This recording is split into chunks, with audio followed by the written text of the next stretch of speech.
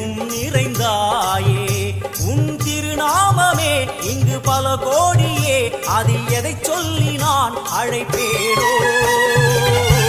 எல்லாம் வல்ல தாயே, எங்கும் நிறைந்தாயே. எல்லாம் வல்ல தாயே, எங்கும் நிறைந்தாயே.